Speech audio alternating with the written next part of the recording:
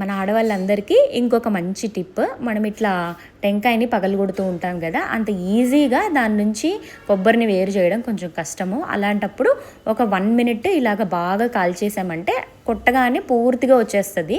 So ఇది ఒక మంచి టిప్ అని అనుకుంటున్నాను. సో నేను ఢిల్లీకి వచ్చేసాను కదా, ఎంత ఎండగా ఉందంటే విపరీతంగా ఉంది. ప్రతి ఒక్క సీజన్ ఇక్కడ ఎక్కువే ఉంటుంది. సో వింటర్ ఎక్కువ ఉంటుంది, సమ్మర్ కూడా ఎక్కువనే ఉంటుంది.